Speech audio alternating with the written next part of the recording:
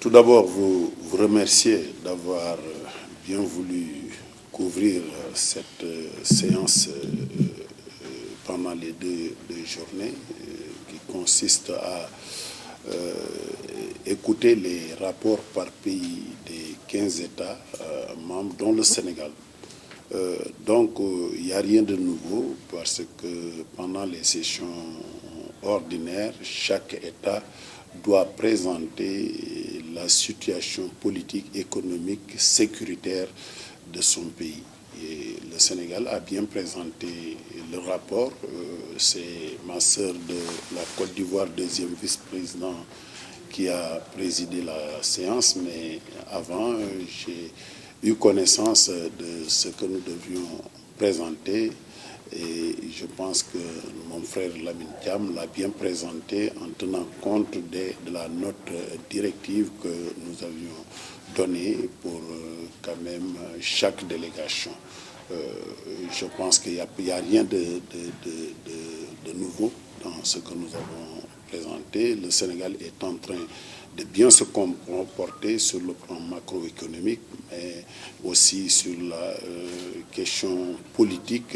Nous avons bien fait comprendre à la sous-région que le Sénégal est en train de renforcer ses institutions à travers le HCCT que nous allons mettre en place bientôt. Sur le plan de la stabilité, nous n'avons pas de problème parce qu'il y avait les problèmes de la Gambie qui secouaient cette partie de la CEDEAO et que nous avons vite dépassé. Sur le plan des infrastructures, comme vous le savez, nous avons fait part des délégations que nous sommes en train de réaliser. Il y a Touba, il y a aussi le train express régional que d'ailleurs le Sénégal va signer avec l'Arabie Saoudite dans ce mois. Le financement est bouclé, donc autant de choses que nous devions faire comprendre aux collègues députés de la sous-région.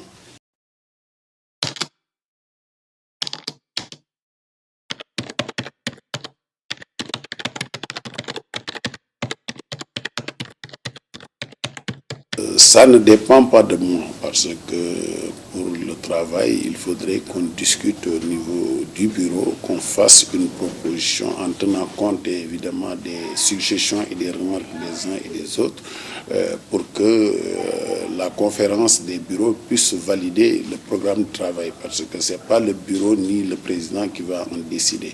Mais nous sommes ouverts et nous prendrons en compte les suggestions et les remarques dans les instances où nous allons discuter pour voir quelle sera la voie à suivre.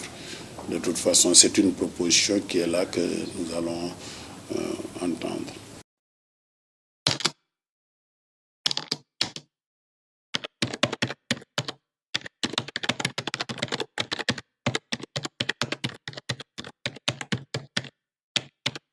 Oui, mais je pense que je ne fais que poursuivre un chantier qui est là et que mes prédécesseurs avaient commencé, c'est-à-dire dans la vision 2020, il y a une place occupée par le Parlement que nous entendons en tout cas parachever parce que nous sommes un Parlement consultatif qui tend vers un Parlement législatif. Ce faisant, beaucoup de choses avaient été faites dans le cadre des avis que le Parlement devrait donner, donc, et dans le cadre de l'accompagnement de l'exécutif de la CEDEAO, c'est-à-dire la conférence et le Conseil des ministres, sur les grandes décisions, parce que surtout sur la crise malienne, le Parlement avait joué un rôle d'alerte.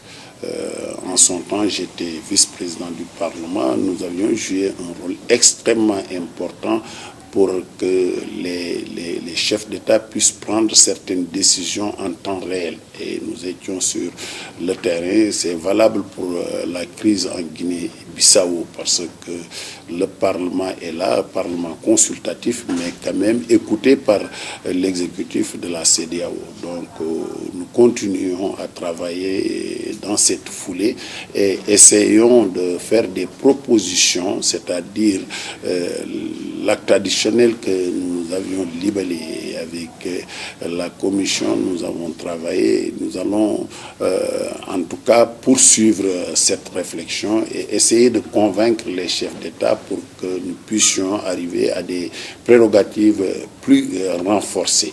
Parce qu'il ne s'agira pas de parler de légiférer seulement, mais comme je l'ai dit lors de l'ouverture, il faudrait qu'on essaie d'évoluer positivement, c'est-à-dire donner des avis obligatoires, des avis conformes. Parce que dans la vision 2020, on doit aller d'une CEDEAO des États, c'est-à-dire des exécutifs, à une CEDEAO des peuples. Si on parle de CEDEAO des peuples, forcément on parle d'une CEDEAO où le peuple est représenté et le peuple, à travers le traité, est représenté par le Parlement. Mais il faut espérer et aller dans le sens de convaincre les chefs d'État qui sont en tout cas les plus hautes autorités de notre communauté.